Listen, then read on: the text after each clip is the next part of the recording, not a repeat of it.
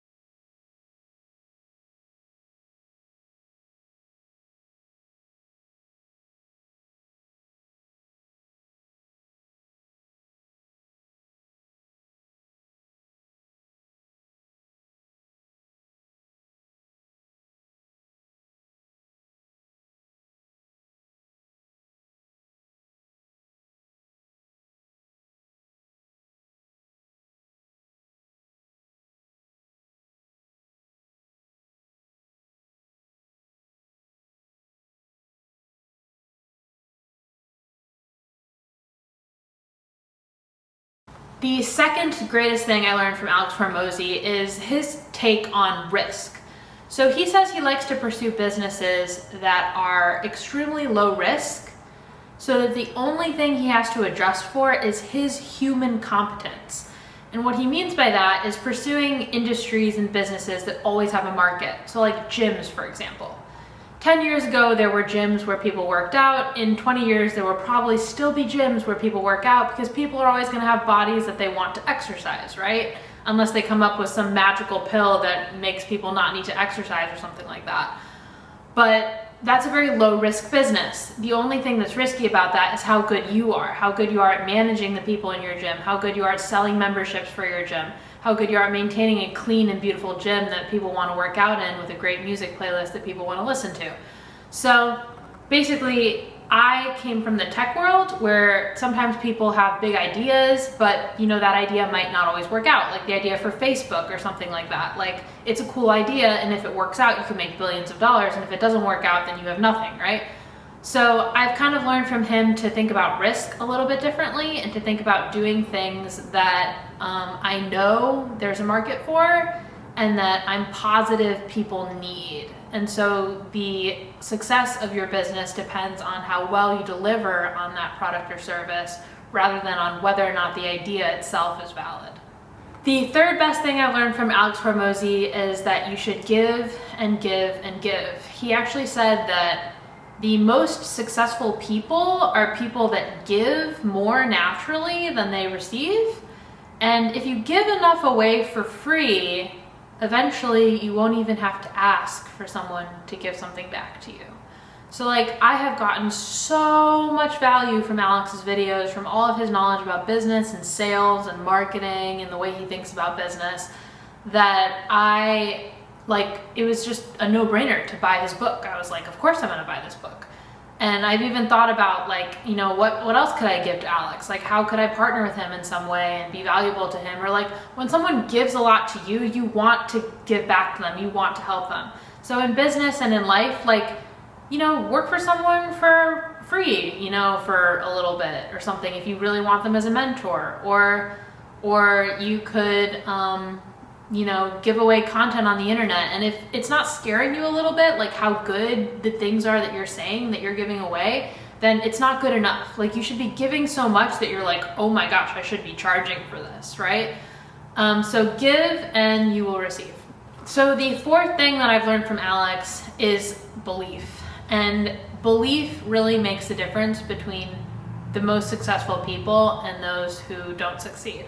So in the book Think and Grow Rich, there's this guy who's like drilling for oil, and he drills like 100 miles or something, and then he's like, oh, we haven't found anything. And he like gives up on the venture and tells the investors that there's no oil and like whatever. The next guy who came to that exact spot where the first drilling guy left off drilled 5 more feet and found a giant oil rig. And I'm not saying that you should never quit if you've, expounded all your resources, but basically the people who believe and just go until they succeed, like those are the people that do succeed. Because if you never give up, eventually you'll probably get there. And I watch Alex's videos a lot because he makes me believe in myself, because he believes in himself and in his followers. And like he talks to people who are doing like $5 million a year, and he's doing like $85 million per year. And they say to him, like, how do you just keep growing? Like, how does your business just keep getting bigger every single year? And he says, because we believe that it can, and we act like that, and we try to get things done in a day rather than in a week, and we believe that we can grow. And so in life, like, it really is like, if you've ever watched The Secret, your thoughts become your reality, and it really is like what you make of it. So whatever you believe that you can do, you're probably right. And so I've really learned from him that you have to believe in yourself, and that you have to believe in your team, and you have to believe that you can grow, that you can change, that you can learn the skills needed to succeed. And that's the first step to action and doing things, is belief. The 5th thing that I've learned from Alex Hormozi is to fail fast. So Alex took a risk, quitting his corporate job and starting a bunch of gyms and physical locations. And he actually didn't make a lot of money from the physical locations and the physical gyms that he was building. After 3 or 4 years, he didn't have a lot of money left over to show for all of his excruciating efforts. He even went to a mentor of his and said, I'm building out these physical locations. I want to expand and create a nationwide chain of gyms. And his mentor was like, look, you have a skill set in sales and marketing. This is amazing. You should not be running gyms. You should be teaching people sales and marketing for gyms. And that is when his businesses and his income as an entrepreneur really took off, is when he started applying his skill set digitally and in a different way. So if you're an entrepreneur and you are starting out and you're failing a lot, and it's been even years of work and you're not seeing the result, know that you're building the skills, you're building the talents, and you're building the mindset that is going to get you the big win eventually, and you just can't give up. Like, as long as you're progressing and you're learning every day and you're growing and you're leveling up and you're doing new experiments and you're trying new things, you're going to get there eventually. So just keep going and continue to fail and learn from your failures.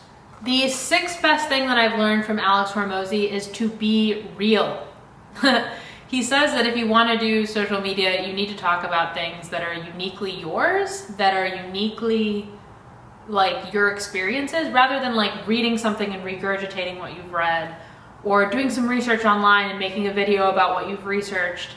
Like, unless you're compiling that research in an original way or really delivering it in a clearer, more concise version, like, don't make things just to get followers or just to make them.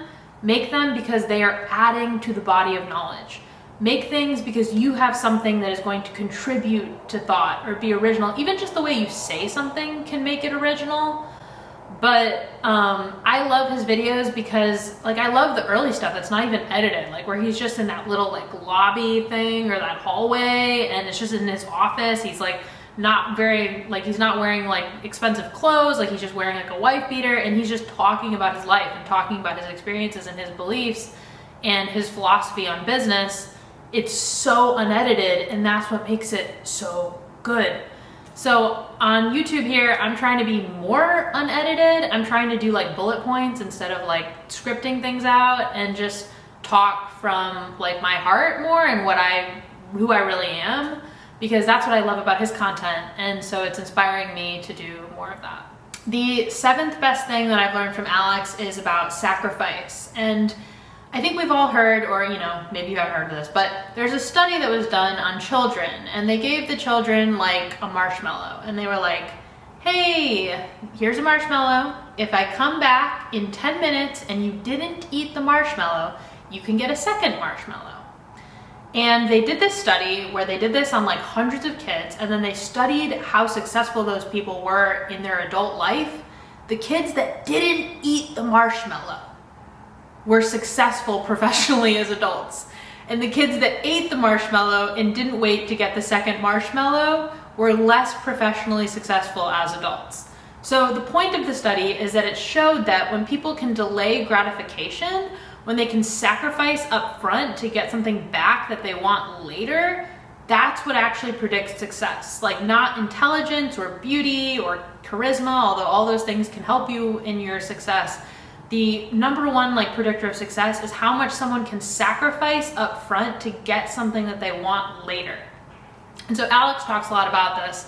And like, if you don't have money right now and you are working on a dream, like, know that your sacrifices will pay off later, but you have to make the sacrifices. And it's like, what are you really willing to sacrifice in order to get your dream? And like for Alex, he left a corporate job, he left the cushy, safe route, and he like spent all of his money and all of his savings on his first gym, because to him, those sacrifices were worth it in order to have a chance at his dream. So I've just learned a lot about sacrifice from him, and about discipline and patience and waiting for the things that you want more than anything. Number 8, the reason why people buy is because they feel understood. It's not because your product is the best product necessarily, even though your product has to be amazing. And it's not because, you know, you have the most features or even the cheapest price. It's because they feel deeply understood by your company and they think you will solve their problem. So like an example of this is like, I bought an expensive dropshipping course like last year or the year before. And the sales guy who called me on the phone to sell me the course was like, look, we know you want to be an entrepreneur. We know you want to make a ton of money. Like, he made me feel like understood, and he really sold me on the dream of like digital online entrepreneurship. And I bought and I purchased from him. So the idea is like, understand your customer and understand their pain points and make sure you deliver on that promise, because that's how you do, you know, good moral business. But basically understanding the customer's pains and being able to solve their problem for them is what will entice them to purchase. The 10th thing that I've learned from Alex Hormozi is actually just about his marriage.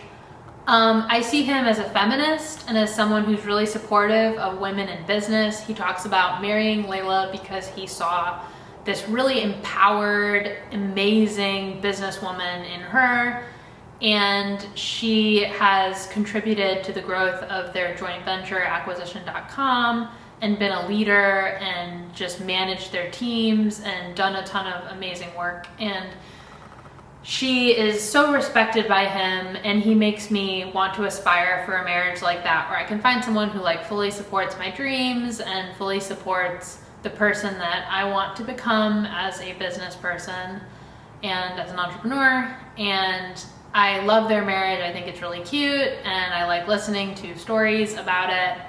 And so I've just learned about companionship and about loyalty and trust and aligned interests. And they talk about when you're dating, really like putting it out there, like your values and your dreams, and like finding someone that wants to go in the same direction as you so that you can be successful together. And I think that their marriage is super cool, and I really admire it. So those are some of the things that I've gotten from Alex Hormozi. I love his content. I'm a huge fan, at least for right now. It might be a phase, but for right now, I'm consuming tons of stuff by them, and I listen to Leila Hormozi too. Maybe I'll make a video on Leila Hormozi next, but we'll see. For now, I hope you learned something from this video. I hope I've distilled some of his content into a few key takeaways. These are some of my paintings in the background. I am a painter, so if you want to buy some of my paintings or one of my paintings, check out the link in the description. All right, I'll see you in the next one. Peace. Bye.